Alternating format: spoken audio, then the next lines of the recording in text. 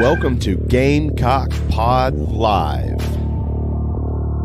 For the next 3 to 4 years, I'll be committed to the University of South Carolina. This is Rodgers again to the 25, 20, 15, 10. Rodgers scores! Jackie Bradley Jr. delivered for the Gamecocks. Lost it up, looking for Kelly. Touchdown! Can you believe it? And South Carolina is sending shockwaves through the SEC. Frederick plays it in at the buzzer. That's a win! Unbelievable! I don't believe it! And now, live from Studio 54 of the Gamecock Pod Studios, here's the Cockfather himself, Keith Allsep.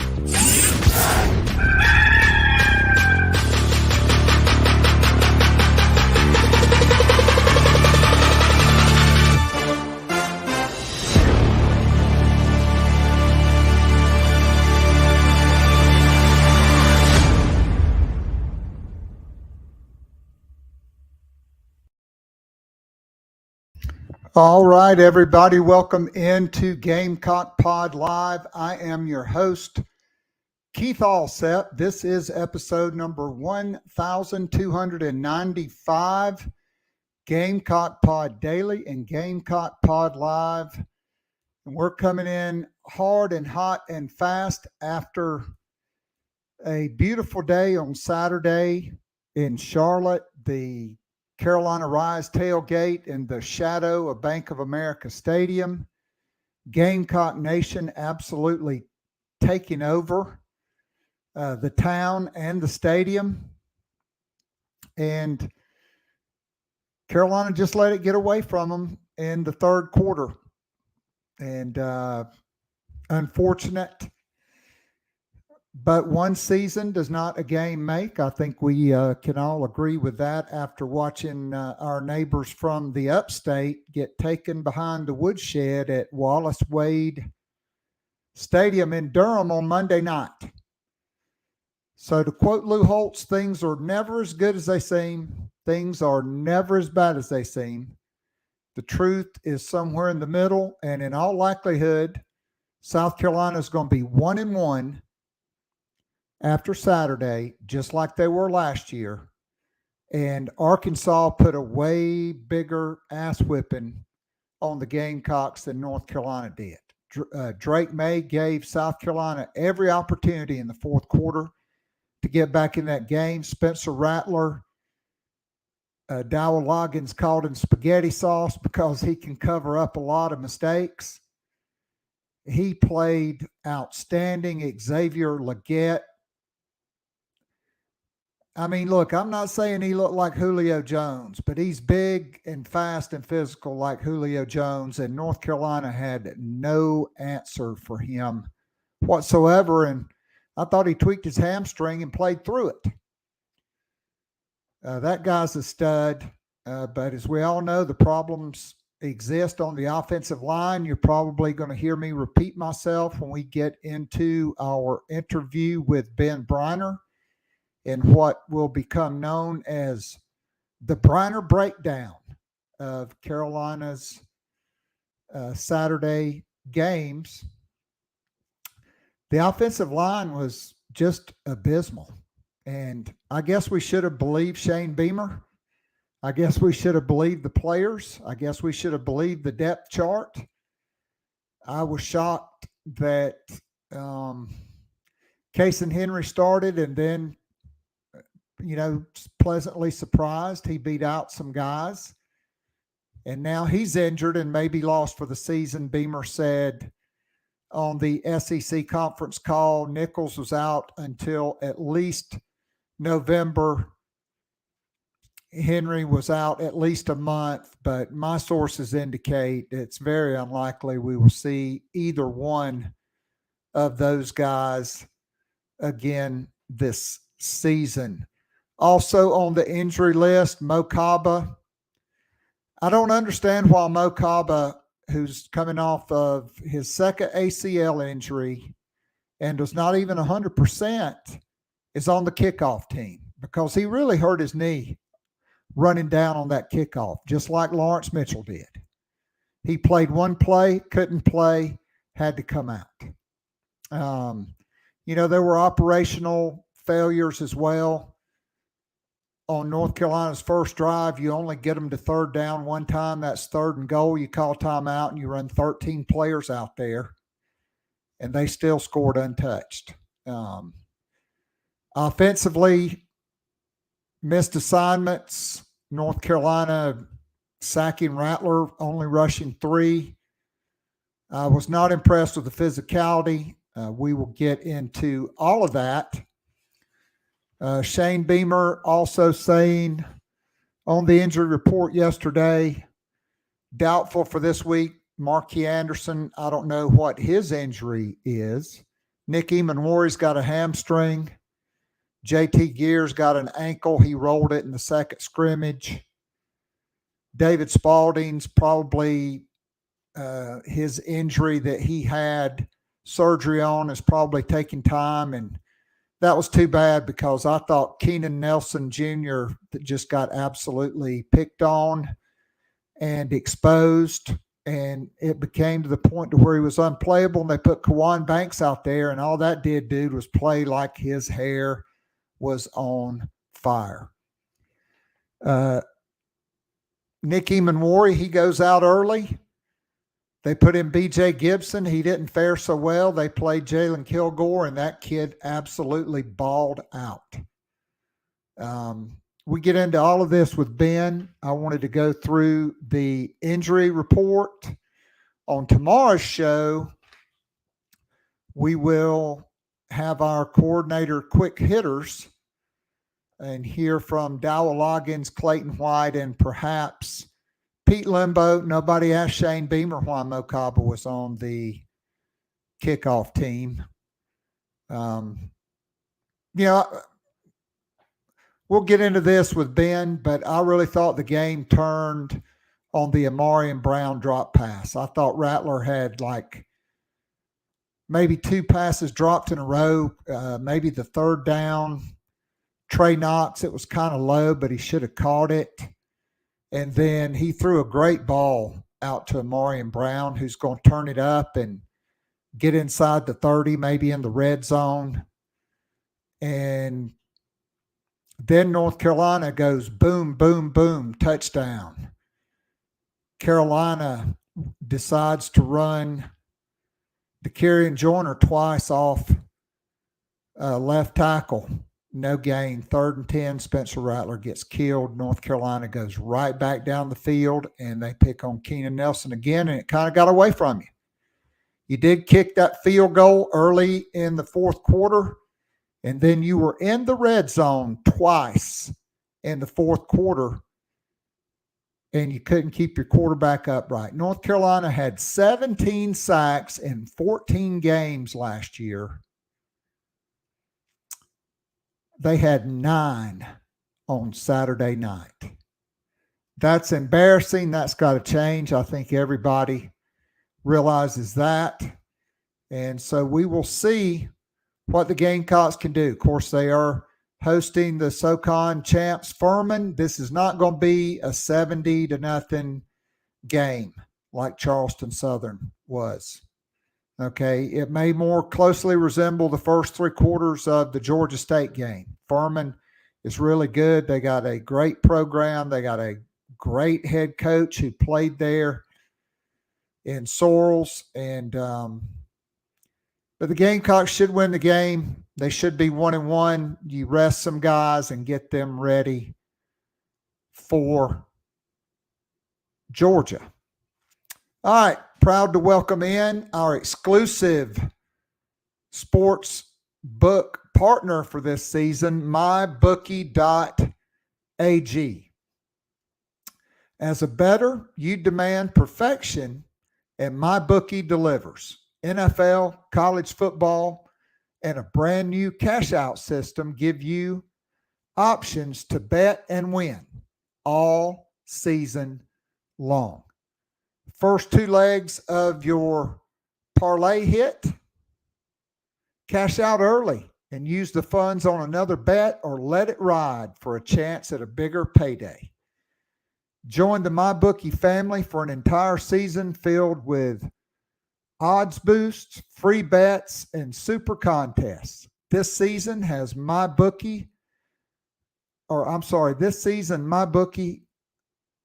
has a no strings attached cash bonus that lets you deposit and withdraw quick. Use the promo code GameCocks50 on a deposit of $50 or more, and you can receive up to $200 in cash instantly to your MyBookie account. Bet your deposit amount once, and you're ready to cash out at any time again.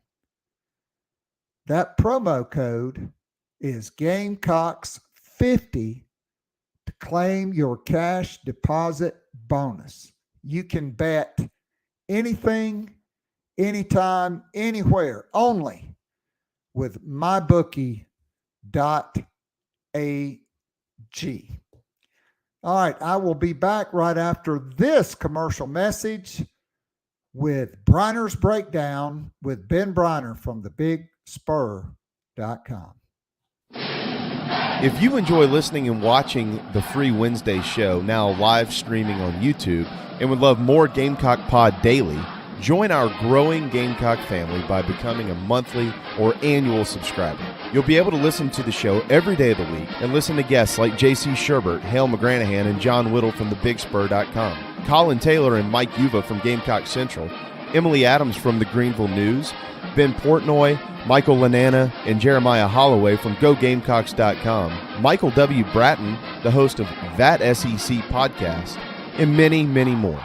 As a VIP subscriber, you can join or listen to the weekly live Zoom call with up to 100 of your favorite Gamecocks and friends.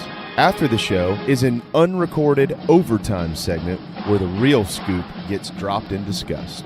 It's like going down to your local pub or sports bar and having a conversation with your Gamecock friends about last week's football game, men's and women's basketball games, and Gamecock baseball. And of course, there's always recruiting to discuss. In addition to the weekly Zoom call, VIP subscribers get the most popular podcast, The Morning After, which is released every Sunday morning during football season, and more VIP perks are in the works. Follow Keith on Twitter @KAllset or follow the show on Twitter @GamecockPod. Go to the top of the homepage and follow the link. If all else fails, go to patreon.com/GamecockPodDaily. Join now and get up to 3 months free off an annual VIP subscription. You will love it, guaranteed. Now, back to Gamecock Pod Live.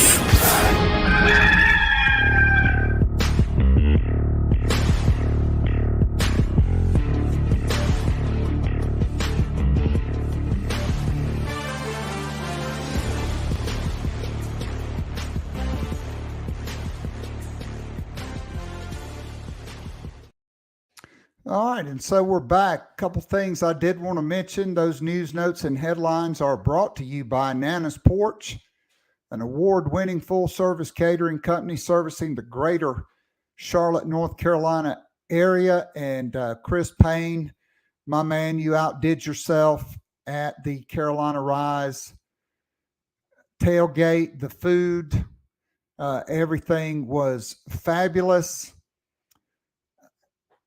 Whatever your catering needs may be, Nana's Porch has got you covered. Whether it's a banquet, a wedding, a corporate event, maybe you want to have a big backyard bash with a whole hog barbecue, Nana's Porch has got you covered. You want to bring in a food trailer, Nana's Porch, voted one of the top food trailers in Charlotte by the local newspaper poll, and their award-winning pimento cheese not only took first place in the meat and cheese category by the North Carolina Specialty Foods Association. Their smoky jalapeno pimento cheese took number 1 in that category, and the regular flavor was number 2. Outstanding, big things are getting ready to happen for Nana's Porch Pimento Cheese in North Carolina and hopefully in South Carolina as well. So we just played our membership drive, and there is one new feature that's not on there, and that is I was one of the few Patreon creators on Patreon because of our loyal audience and the money we make for them.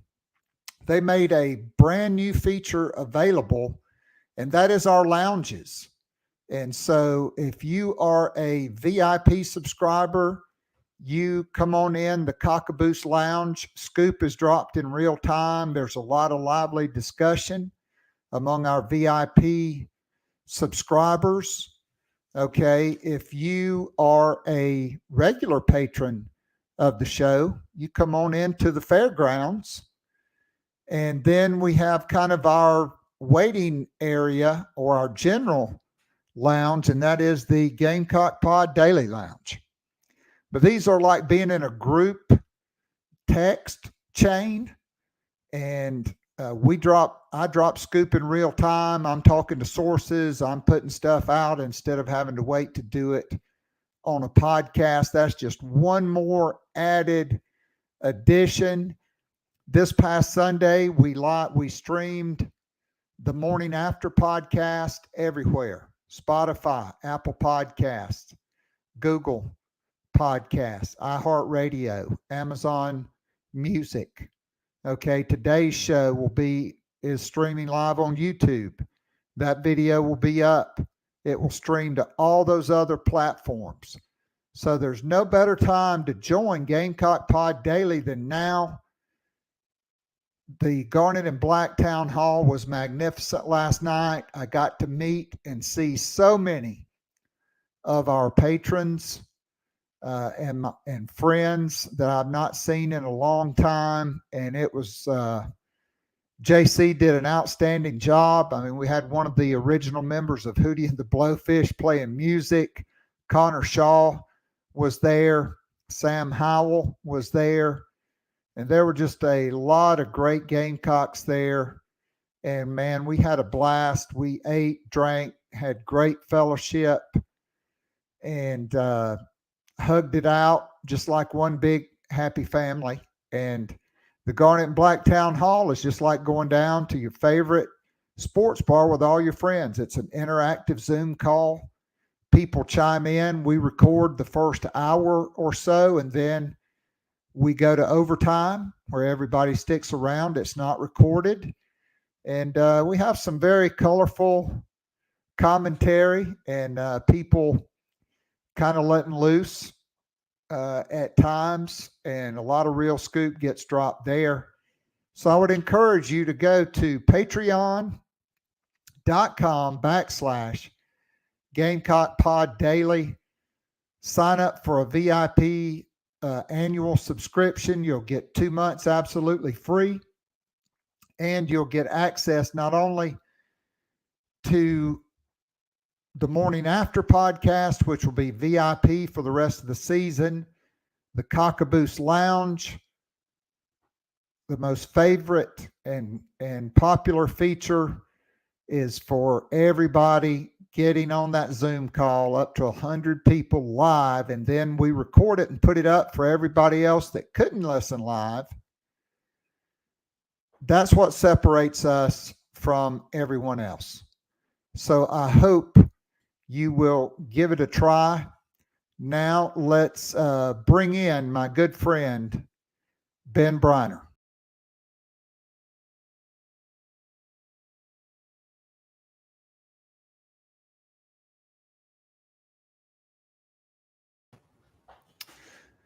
All right, and we welcome back into Gamecock Pod Live, Ben Breiner from thebigspur.com. And Ben, not a pleasant experience for the Gamecocks in Bank of America Stadium, although it was a great day. So I just thought South Carolina took over that stadium from the press box. I mean, from my seats, I thought the crowd was like 70-30 South Carolina. What did you think from your vantage point in the press box? I think the moment when it really hit was when North Carolina came out and the level of boos that you heard. And it was like, oh, Gamecock Nation's here. All right. I got it. That makes sense. Yeah, it definitely felt that way. It definitely, it was the things that transpired on the field were not happening on account of South Carolina not bringing enough noise. But yeah, the things on the field, looking back on it, I wouldn't describe it as an absolute worst case scenario, but for certain positions and certain moments, it absolutely was a worst case scenario. And, when I can say at 2 to 3, maybe 4 spots, you had a worst case scenario, well, that's going to add up to not a particularly good night. All right, so I slid my microphone over so everybody can see my Carolina Rise t-shirt, because that was an NIL loss that the Gamecocks took on Saturday night. The inability to get better offensive linemen out of the portal, the inability to get quality running backs out of the portal, the inability to get big time edge rushers and Tank Booker, who they lost over basically peanuts to Arkansas, and Derek McClendon, who they lost for peanuts to Colorado. This is where we are in college football, and Tez Walker didn't even dress out. Juice Wells at least tried to give it a go in the first half, but just your 30,000 foot kind of perspective of the game, and then we can dive into it. But man, I mean, Mo Kaba goes out on the first series. Nick Eamon-Warry goes out on the first series. Kason Henry, who I had no idea was even be in the starting lineup, he goes out in the first series, probably because he wasn't ready to play, quite frankly, from his injury, but they rolled him out there anyway. I mean, I'm not saying the trainers would not have cleared him if he was not ready to go, but I think he's kind of tried to push the envelope because he's a competitor. Those injuries certainly didn't help, but I thought North Carolina dominated both lines of scrimmage. Your take? I thought it was a case of, and I think I wrote this up in maybe the film article, you had a lot of sizable leaks in different parts of the defense. And on the offense, really you had one main area that was leaking. It just was that offensive line that was absolutely, as if you had blown a bomb in the middle of a dam. And, you could quibble about certain playmakers that maybe weren't as spry as you would hope, but realistically, DeCarrion Joyner wasn't going to be a force unless the offensive line was not consistently letting people in the backfield. And just in terms of the defense, you had too much up and down in that secondary and not enough up on that defensive line. I didn't think they got horrendously pushed around necessarily in the run game, but they weren't making themselves felt. They weren't blowing anyone up. They were,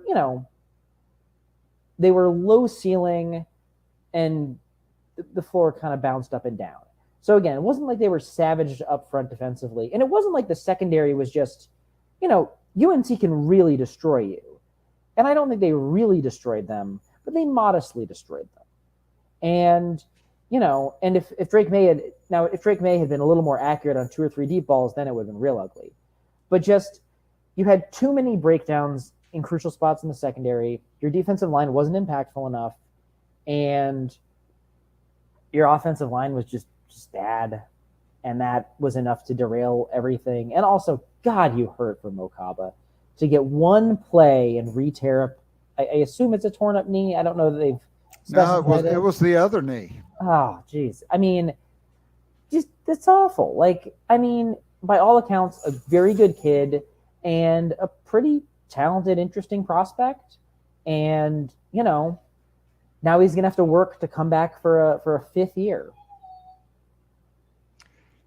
Yeah, so I really thought, I think the dog definitely agrees. It sounds like it's whining about the Gamecocks. I'll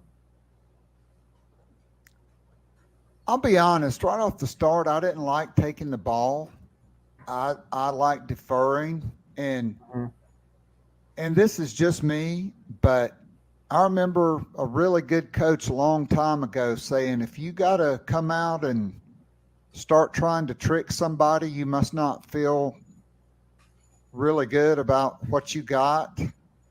And I didn't really like the script in the first series at all from Dowell Loggins. Now, you know, after North Carolina goes up the field, I think that was the one. Yeah, South Carolina calls timeout on the goal line, and they run 13 players out onto the field after a timeout, and Amarian Hampton still scores untouched. I thought it was a hell of an answer coming back from that. I mean, beside the fact that North Carolina only got to third down once during that drive. It was first down, second down, first down, or first down, first down. One time there was a third and short. And that was the third and goal from the one. So, you know, they had a hell of an answer. I thought Xavier Legette looked like that dude. And I thought he was easily, he and Spencer Rattler 30 for 39 with 4 drops. A little bit later, we'll get into the most crucial drop, which was to start the third quarter after the recovery of the successful onside kick. I mean, North Carolina they didn't even have to rush 4 or 5 because they were getting pressure with 3. And I don't know if it's because of all the musical chairs, all of the cross training on the offensive line, but North Carolina's highly touted dudes, including the guy you talked about last week, who was the least recruited guy. Those 4- and 5-star dudes lived up to the billing, and that other guy, their Buck or Jack or whatever he's called, he was really, really good. And then he talked junk about South Carolina giving away the run or pass plays on the offensive line after the game. Yeah, I mean, in terms of it is kind of weird to think back at those 9 injuries.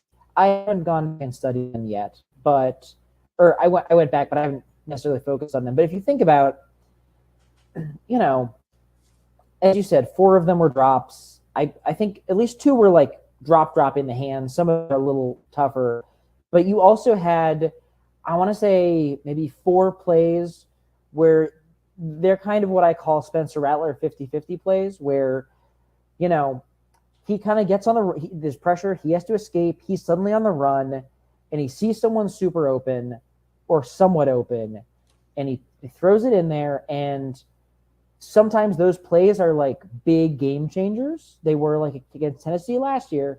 And sometimes in this game, you know, a sliding Trey Knox can't, you know, it's a little low for a sliding Trey Knox, or it bounces just before someone catches in the end zone, or it's a little too high like Xavier Legette on that last 4th down.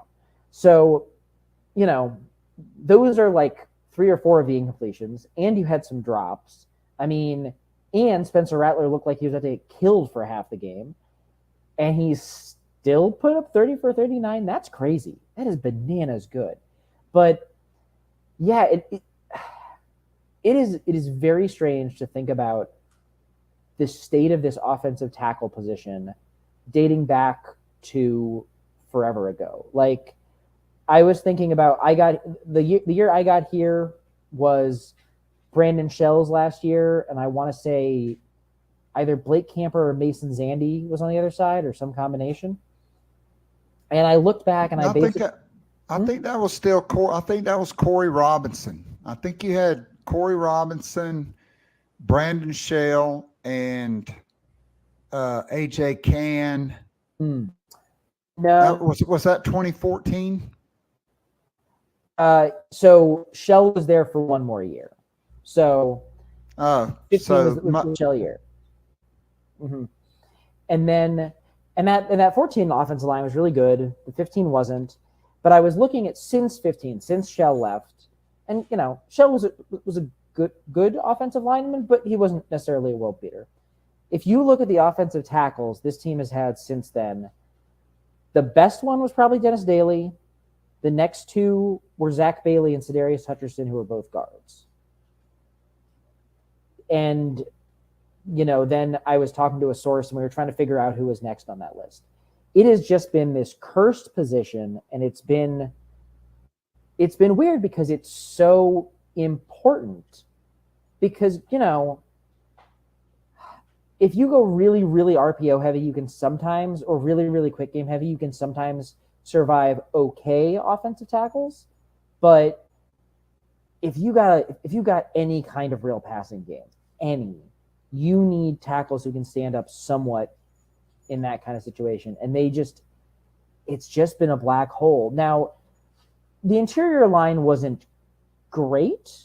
I don't even know if I'd call them good. They were passable at times. I think Vershawn Lee had a little bit of a tougher game than perhaps is talked about. But, I mean, it's just these tackles got to shape up. And I don't like saying that about a college kid, but it's hard. And I've seen some people who are coming out and basically saying, what if we play the young guys?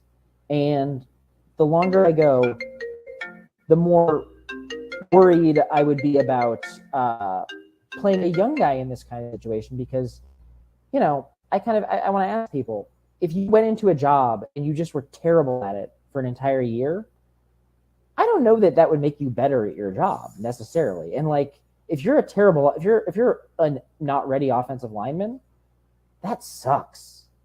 That's not great. And I should also say, you mentioned a little bit about the play tipping. I thought it was interesting the way Shane Beamer answered the questions about it today, which was to say last year that was on Spencer Rattler.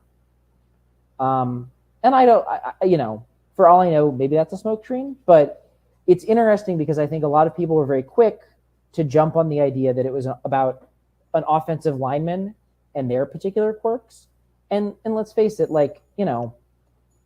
if it's 3rd and 8 and the guy is sneaking his foot back or is in a 2-point stance, you can tell me that's a tell, but it's not really a tell because it's 3rd and 8. You're going to pass the ball. If you want to tell me they're tipping run on 3rd and 8, I'll hear about it. That sounds interesting. But I'm going to need if someone was to tell me about tipping, I would want to see a cut of 1st and 10s, 2nd and 6 and less, 3rd and 3 and less. That's where you tip plays. All the rest of it is can you tip a run on 3rd and 1? I don't really believe so, because guess what? They think you're going to run it. You could tip pass on 3rd and 1, but no one's going to be like, man, looks like they're going to run the ball. Sneaky. So, I also think that if really, really knowing what the play was earth-shatteringly important, then pass rushers would kill everyone on 3rd and 8 because you basically know it's a pass. And they don't, because you can have good offensive tackle play, but they don't right now. And that's really where the issue is. It is. I mean, look, down distance and personnel groupings usually tell you run or pass. And when it's 2nd and 20, after you've sacked the quarterback on 1st and 10, it's going to be a pass. You know, when it's 4th and 19, it's definitely going to be a pass, or 4th and 22, like it was South Carolina. I mean, you know, like I said, South Carolina had a great answer. It was a back and forth first half. It was 17-14, North Carolina at the half. South Carolina did go up 14-10. That was their last lead. They perfectly execute the onside kick coming out of the second half. Shane Beamer, I think, was kind of put off with the chain crew talking about them eating a hot dog and not being ready at halftime. I was so happy that he mentioned it in the press conference and that he defended the fact that hot dogs were literally mentioned. Like, it was so funny to me.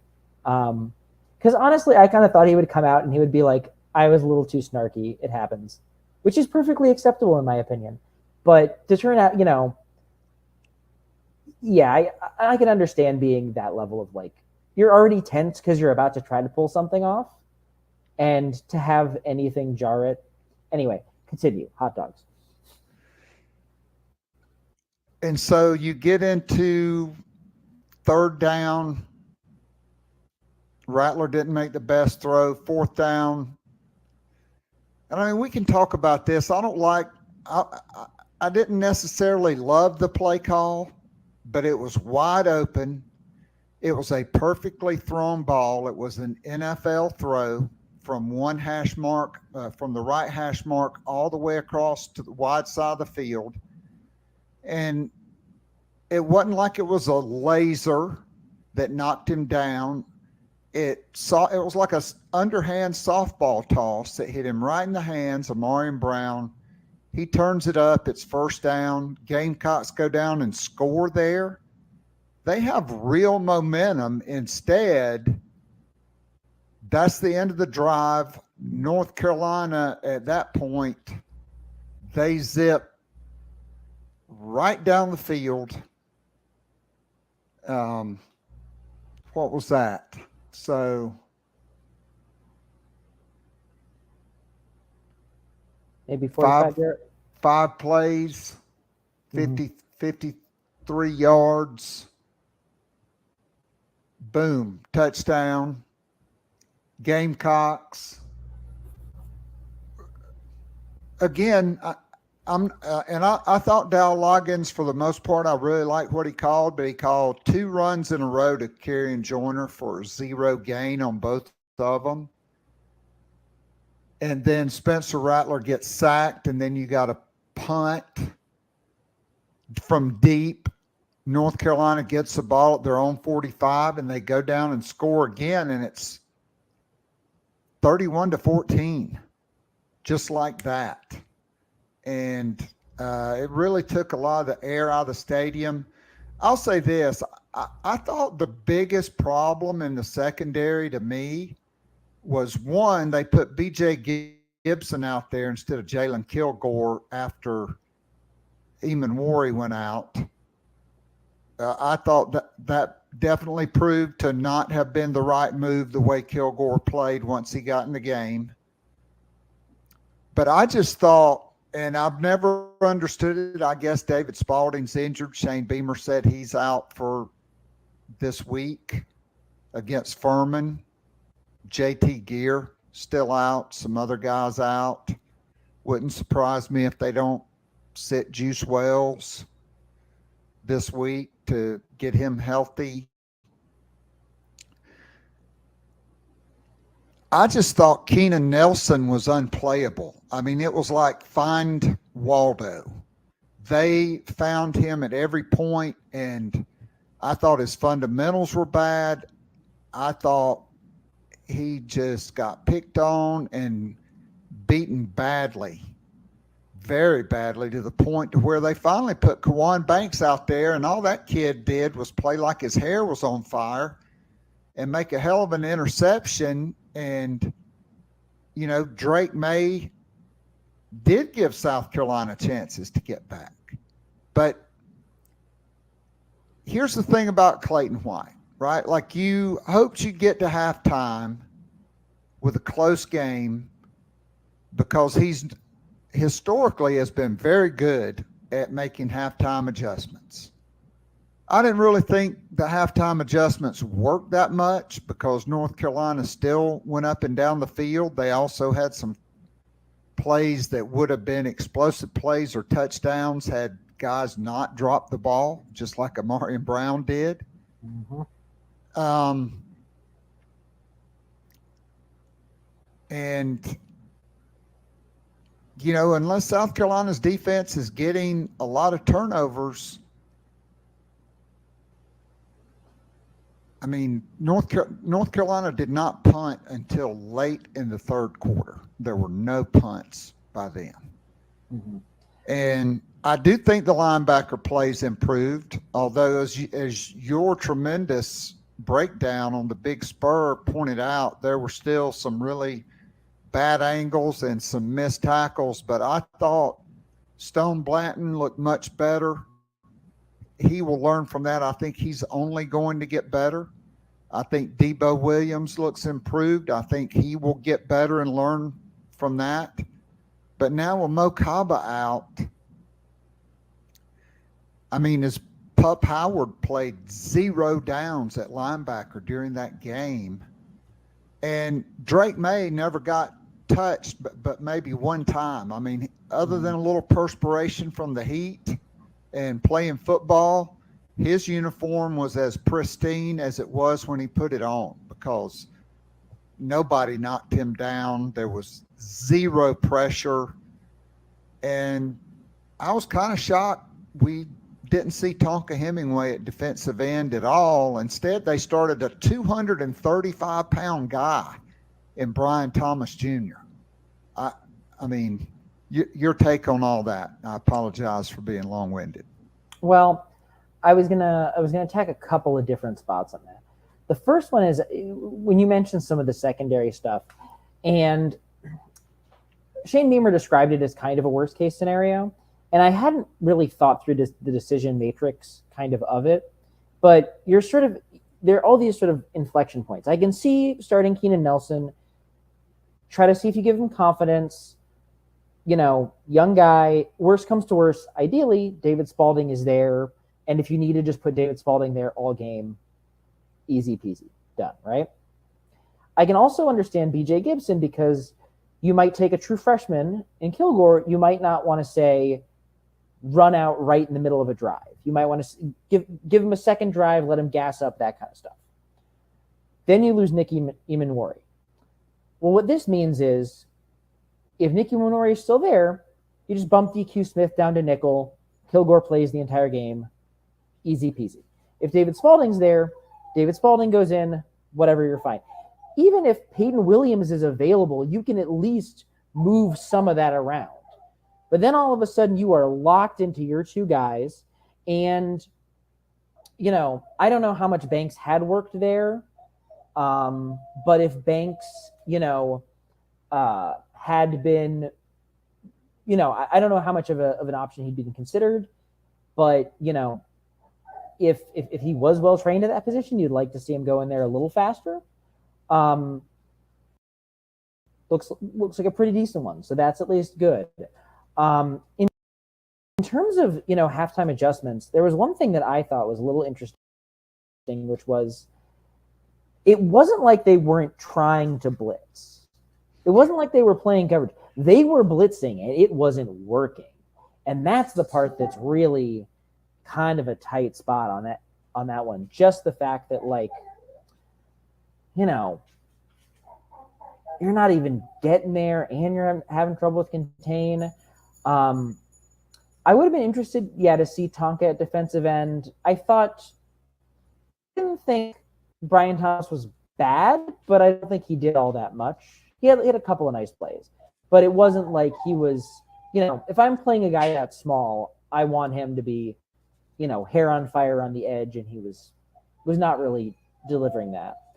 And one thing I'll say is this was a little bit of a topic on a message board that I maybe got into before the game, which is probably not a thing I should do. But, people kept talking about spying the quarterback. What if you spy the quarterback?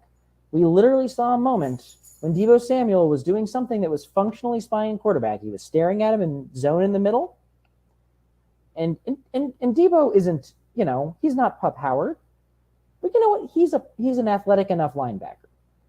In theory, if spying mattered all that much, Deebo Williams makes that play because he's a good athletic linebacker and he's got the right stuff. And it didn't work out. And some of it was the angle, and some of it was this, and some of it is that it's just hard to defend fast guys when you have to move sideways and backwards and they can run forwards. Anyway, small rant. But yeah, and, it is tough when you've got, Keenan Nelson struggled a good bit. There was a play where DQ Smith got lost, though I saw someone theorizing that might have been a misread by Keenan Nelson.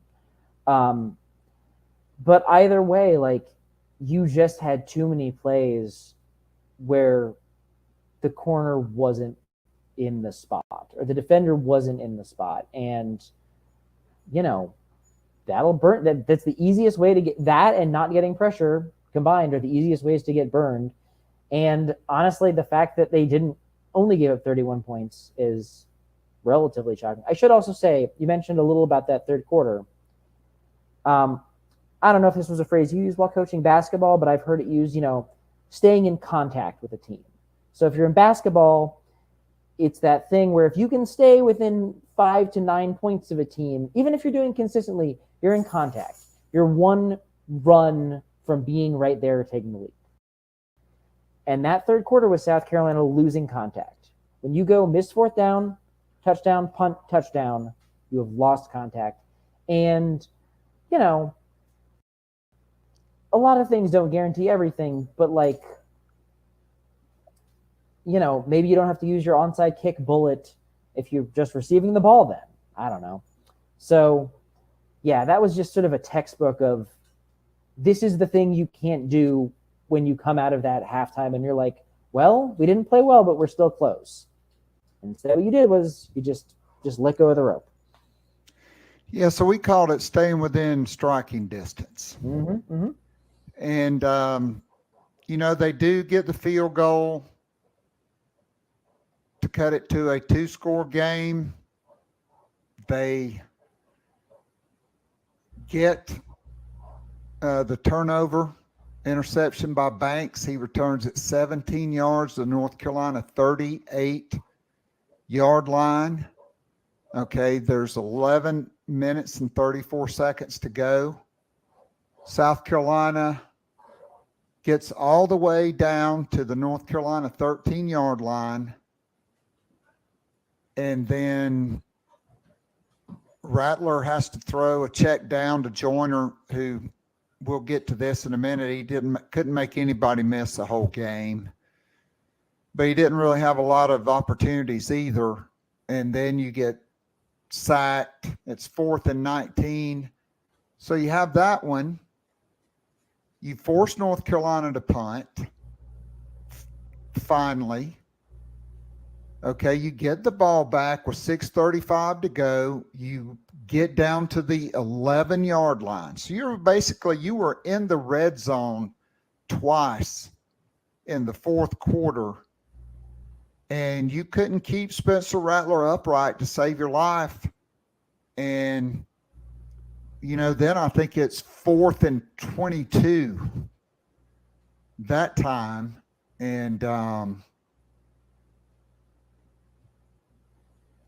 he's incomplete. The first time was, I think, intentional grounding because he wasn't out of the pocket. One of those times. I mean, again, the game was over.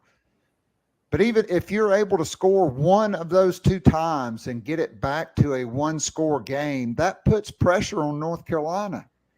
And going back to last season, North Carolina lost their last 4 games in a row, and Drake May threw 1 touchdown pass in 4 games.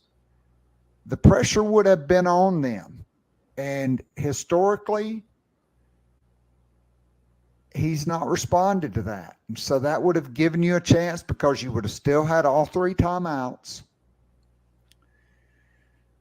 And so now we go back to the offense and just the complete inability. I mean, they were rolling guys in.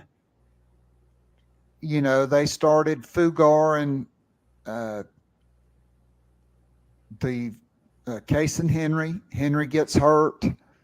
Wanamaker goes out. Then they move Fugar to right tackle and put Jackson Hughes at left tackle.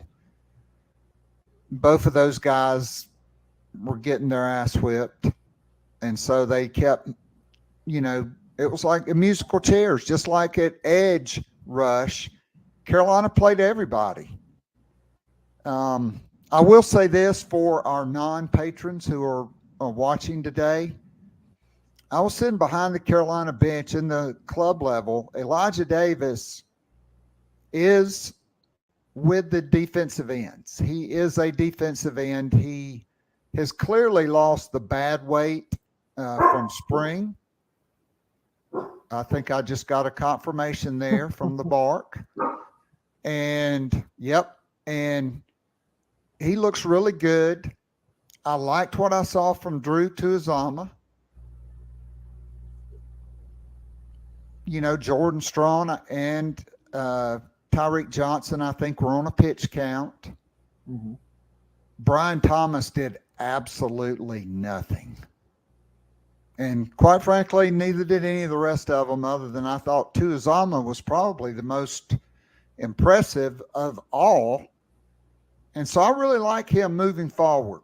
And so to me, I'm demoting Keenan Nelson. I'm playing Kawan Banks.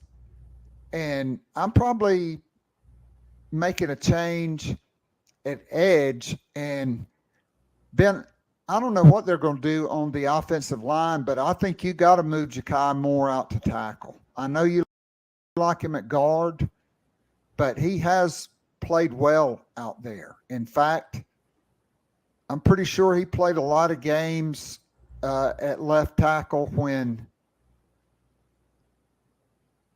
Kevin Harris was leading the SEC in rushing.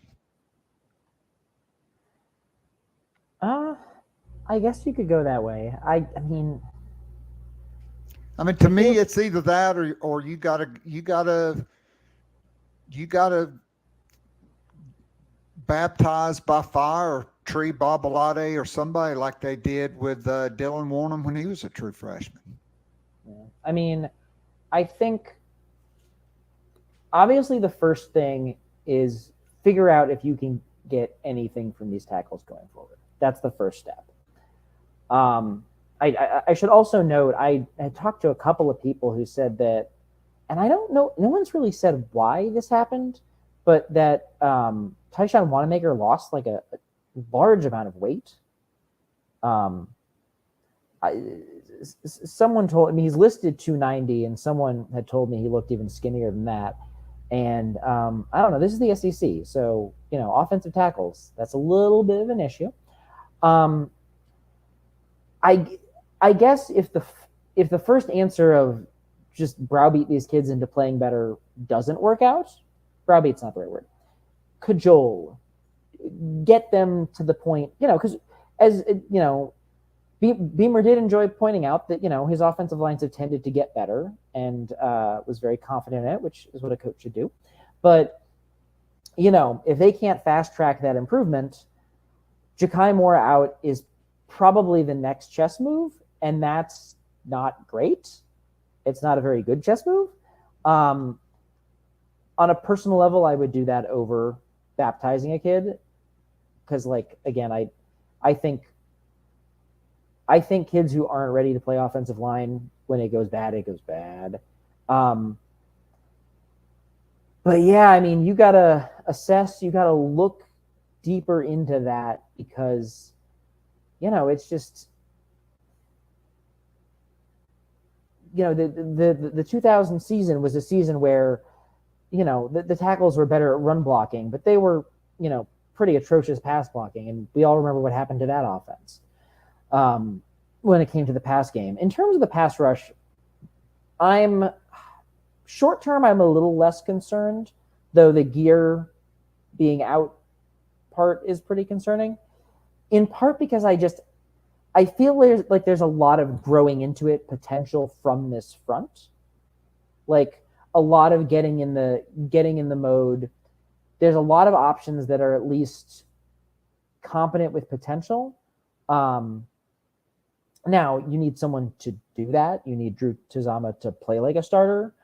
And then the secondary question there is going to be, can the defensive tackles not named Tonka Hemingway be more impactful? Not that Tonka was super impactful anyway, but if you can feel really confident about two of those guys, and then you can bump Tonka out with more confidence, that's kind of a game changer. But yeah, it's a case of, defensive line is kind of not easy, but defensive line is like, you need someone to step up, but you have guys that you feel decent-ish should be able to step up at some point. And with offensive line, that's always a little trickier. But yeah, I think, I'm still interested to see what happens to Brian Thomas. I kind of like his quickness and I like his toughness at that size. But again, if you're 235 and you can't create a lot of edge speed, then that's just a hard window to operate in. All right, so one key stat here. Last year, North Carolina's defensive front generated 17 total sacks in 14 total games. Saturday night, they had 9. And I'm not saying all of that. That's right. 1, 2, 3, 4. I mean, that's like 3 more than Spencer Rattler counting off his touchdown passes against Tennessee. But I will say this, I thought Rattler played great, 30 of 39, 4 drops, a couple drops that weren't perfectly thrown balls, but probably should be caught by SEC players on scholarship. And I should say, a couple of those passes, even like misses, were like close functional misses. Like, again, that last miss to Xavier Legette, was it a little too high for him? Sure. But Spencer Rattler got out, under duress. It's weird to say that's the kind of miss you want, but like, you would rather be almost missing hard passes than being badly missing hard passes or badly missing easy passes. Like, Spencer Rattler played well. And it was interesting in the post game, the rare post game that I got to go to, because they sent out Legette and Rattler for the offensive guys. And, admittedly, the coaches aren't going to send out a guy who flips out or anything. But they did have like a kind of calm collectedness, not like they were happy with the performance, but like a very understanding, like, we did these things well. And, Rattler, he balled, and Legette, holy God, he balled. I was maybe, a little more demonstrative in the press box than you're supposed to be, just being like, wow, some of those jump balls. And I always found Xavier to be a very nice kid. I talked to him when he was a recruit, drove out to Mullins, and, just happy to see that, something could click for him, that something might, it's only one game, but might click for him that well coming down the stretch of his career. No doubt. So we didn't see as much 12 personnel as I thought we might. I think due to the situation at offensive tackle, that probably needs to increase a bit. I I also think, and Coach Beamer addressed it at his Tuesday press conference. I've said it last year ad nauseum. I had that SEC stat guy or stat cat on with me back in January. In Spencer Rattler's entire career, he has been elite outside of the pocket. And on that second drive, they rolled him, booted him out. To the left, he had a high-low, the old Steve Spurrier, early 90s, high-low. They had it covered. He came off and hit Xavier Legette with a beautiful throw down the seam on the back side of the defense. It was a really big play and gave the Gamecocks momentum to go down and tie the game rather quickly. Like I said earlier, it was a hell of an answer, but then we really didn't see him outside of the pocket anymore. And I think the first game, you don't really know until the live bullets start flying. I think that's something that I do expect Iowa Loggins to do, especially I like rolling them to the short side because then that gives you that backside with a lot of real estate to cover, and you get the eye candy going on the short side of the field, and then he can turn and plant and deliver. But I think that's something that they've got to look at offensively. I mean, I would agree, and I just say, go into your coach's handbook. That's not a real thing, I know, and take every answer you can have for pressure. And you kind of, I'm not a big reactionary guy, but you kind of got to throw it at the wall, just because, if you can have a passing offense that does those kind of things without its best receiver, and even if some negatory things to say about UNC's defense in general, that's a start. That's a thing to work on. But you got to stop your quarterback from getting killed, and you got to stop him from, there were a couple of tough plays for him where you could kind of, and I asked him a little about, like, how do you kind of modulate and how do you kind of not let yourself get sped up in the way that he seemed to very clearly get sped up at times. And it's funny you mentioned Spurrier and rolling out and high lows, because there was a moment on a crucial third down where they ran. I don't know if everyone associates this play with Steve Spurrier.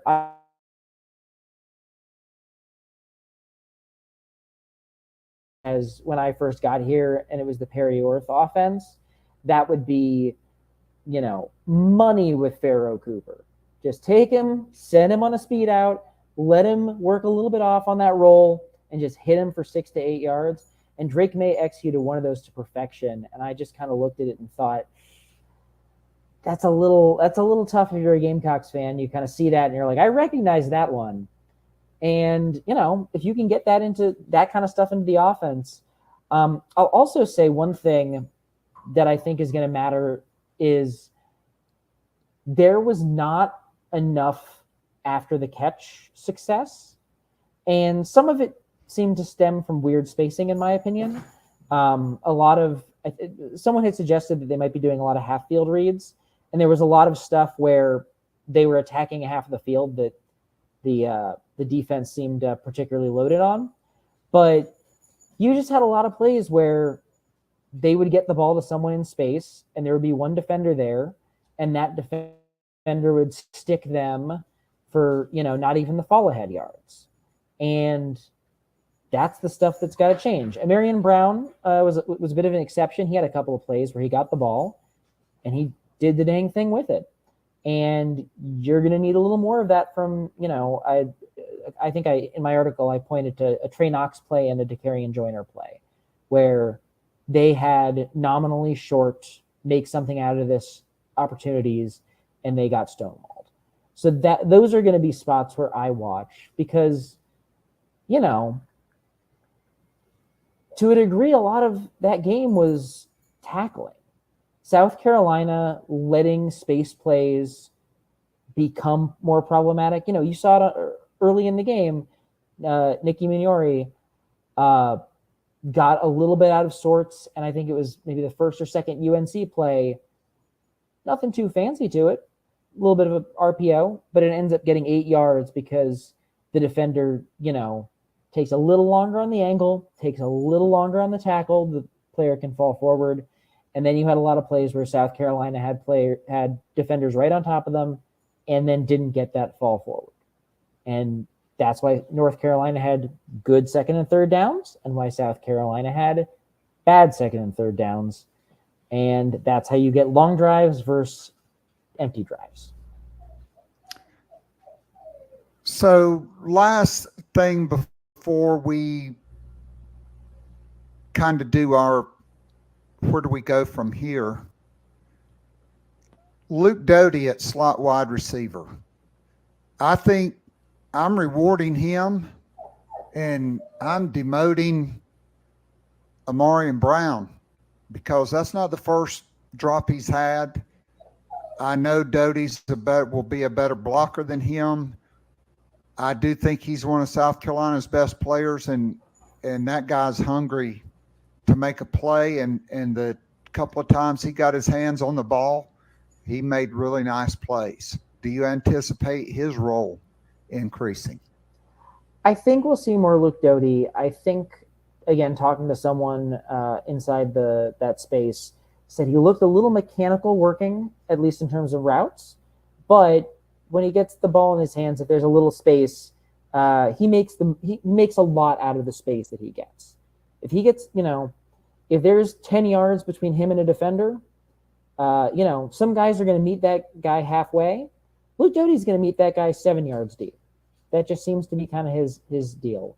In terms of him getting more snaps, I think I don't know the exact nature of the positionality of it. So, like, would he take Amarian Browns versus someone on the outside? You know, in terms of, like, how much receiver does he know? How much the offense does he know? Given my druthers, you know, if Juice Wells is out for a minute, I would probably take snaps from someone else just because I think Amarian Brown's still your second best guy with the ball in his hands and getting the ball, and you kind of need that. And if positionally it works and you end up with a little more Doty, maybe a little less Omega Blake, you know, that might happen. That might be helpful. I know Omega Blake wasn't exactly called out, but was a little bit called out in the press conference today, noting that he had a hold that, you know, definitely took a useful play off the board and helps. And I think it helped smother a drive, though that might have been one that Spencer worked his way out of. But yeah, I mean, Doty is an athletic guy with the ball in his hands who we have seen create plays. And unless you're unless your offense is rolling, you know what? You can always use more of those dudes. No doubt about it. So, running back. I lied. Joyner.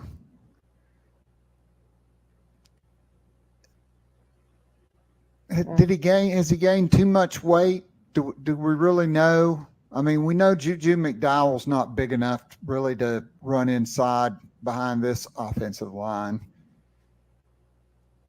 I think they got to get DJ Braswell ready. I mean, this is the result of an abysmal failure to recruit your position by Montario Hardesty.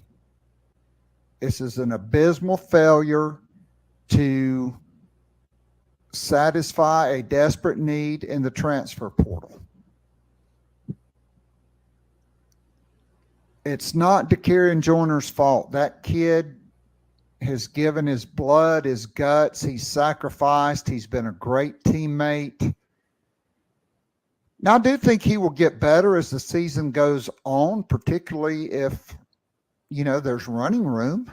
If there's an identifiable lane for him to run through, wasn't much of that. But he also wasn't very dynamic the few times he did have a chance to make a guy miss. So to me, that's really, if you can't run it, or if you're not going to do like Mike Leach and throw, and they did throw past a lot of quick game and throw those little swing passes and screens to your running backs. They've got to come up with an answer at running back. I would definitely agree with that. It's, Joyner had some pop moments. He had some moments where there was good blocking. He didn't take advantage of it. He had a lot of moments where there was some not good blocking, and he also didn't take advantage of it. I don't know that I expected him to be that great this year. Was he worse than I, kind of imagined was a better case scenario? Yes. Was he abysmal in my opinion? Not really, but it sort of reminds me a little of those teams that kind of had to put like AJ Turner on Front Street. I think AJ is a better back than him because AJ played running back for his entire life. But like those moments when you were like, this kid has got moments and got ability, but sorry about that. See,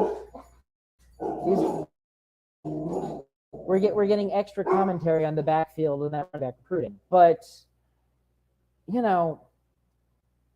DJ Braswell can play, it's probably the time to see what that's about. If Mario Anderson can play, it's probably time to see what that's about. The question just is, are they at that level? And I don't know. I haven't been to practice. I haven't heard it. But, if you think they can be, also you're about to play Furman. And I think this Furman team is good. I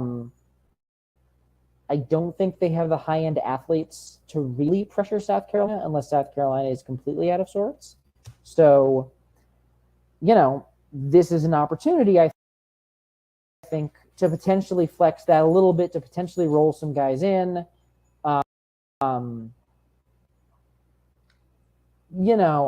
I do think that it is probably going to be a little more annoying of a game than Gamecock fans are going to want, especially coming off that loss. I do not think this is going to be a 55-10 runaway. So we'll have that, but I think there'll also be some spots where people can earn a little bit more of their keep.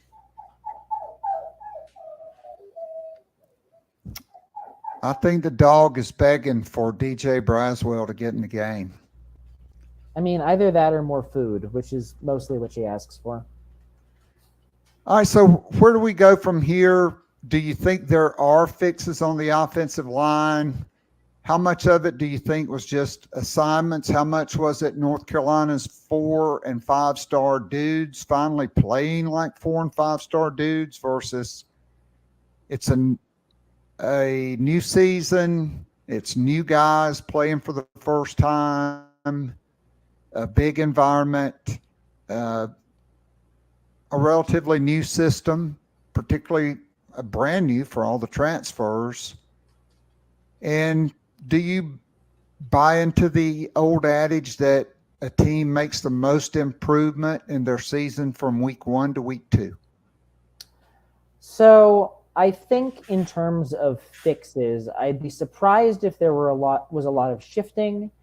I imagine most of the fixes are going to be getting people to do the things they're supposed to do. Being related out a little bit, fix mental issues, fix technique issues. Be on top of those things. Let your talent play. I do think if they can figure out with the 3 offensive tackles they have left, if they can just settle on a pair and say, we feel really better about this, that would be important. I mean, I think it was 2 years ago, Wanamaker and Jalen Nichols kind of settle as the offensive tackles when the offense improved mildly. just because you had kids who kind of gripped it a little bit and it kind of built. So I think that's kind of a lot of where you're gonna go. I never know about the the week 1 to week 2 stuff. I certainly know that if anyone had illusions that they were just going to keep rolling the way they did last week, this was a kick in the pants. So, maybe a kick in the pants helps. And in terms of sort of those beginnings, I think UNC's better. I don't know that they're as better as South Carolina made them look. And I had this sort of weird feeling watching South Carolina's offensive line, wondering to myself, is this a little like watching North Carolina's defense last year when I'm sure if you're a UNC fan, you would stare at them and be like, these kids should be better. And they're not. And maybe they're getting better. And that's, in a lot of ways, going to probably be the hope for South Carolina. Maybe they're getting better. Well, that certainly has to be the hope. So, Ben, tell us what else you've got coming up this week on thebigspur.com. We will have a in-depth look at a well-coached Furman team with I would call it a very smart, interesting offense for a team of that style. It's the kind of offense you almost assuredly couldn't get away with at South Carolina for a variety of reasons, but a very nice, we're a little more limited in talent, so we don't try to do everything, but we do the fewer things we do well, really well. Going to have a preview on that. Going to have something coming out of the Furman game. I don't think I'm heading down to Columbia this week, but, haven't 100% locked that down. Probably not. So it'll mostly be the film stuff and probably me tweeting commentary on Twitter about line play while I try to keep half an eye on the Wisconsin game while watching the Furman game. All right. Well, Ben, as always, great stuff. Thanks for being with us, and we'll look forward to catching up with you down the road.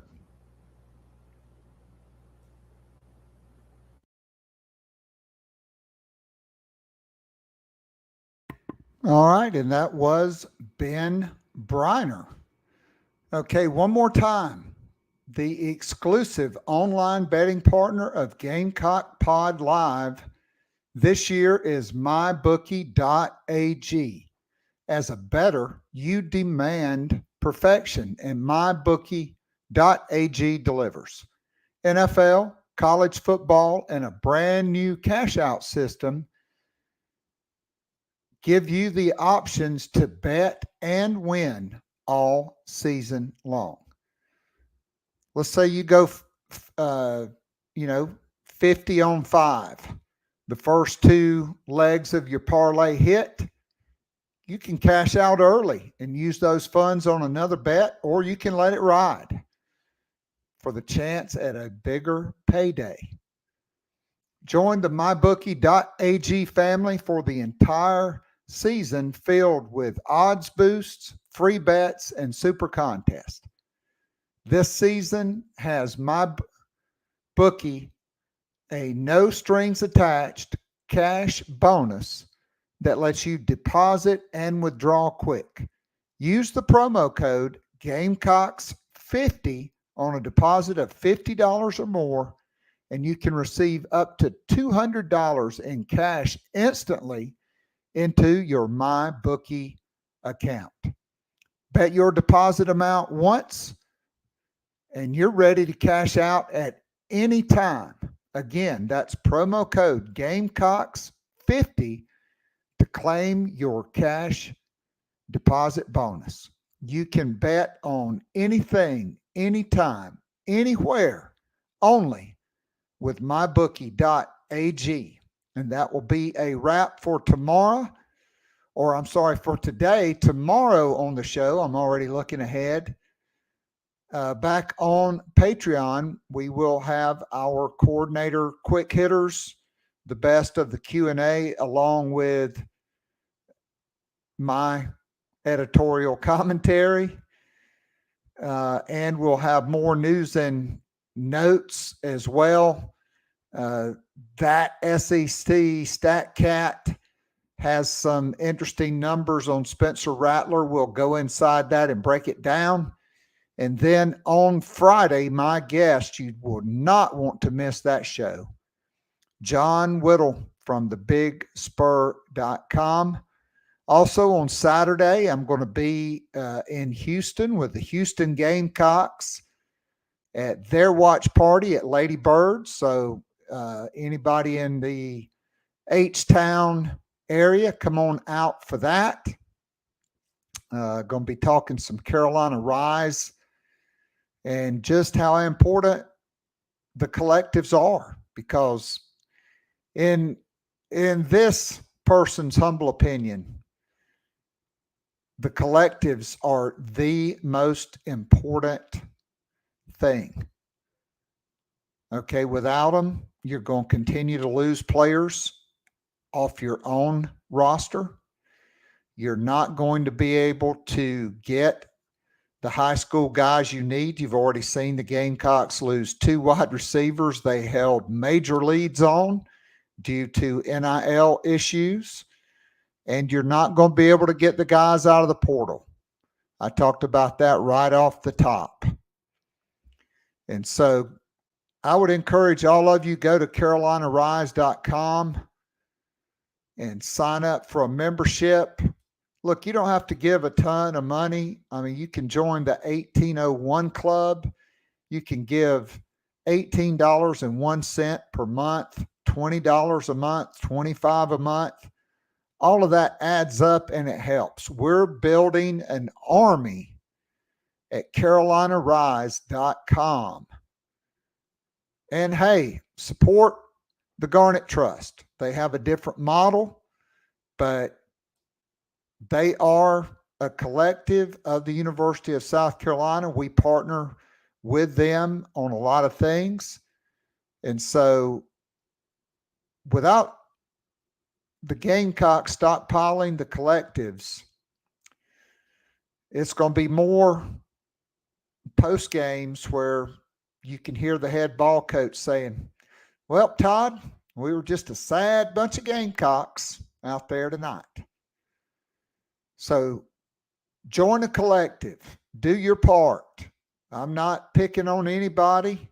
I know a lot of you give money to the university, but hey, $20 a month adds up. That's almost $250 a year, your contribution to the collective. I know people that sacrifice not only for the Gamecock Club, but for the collectives and pay way more than they should based on their salaries because they love the Gamecocks.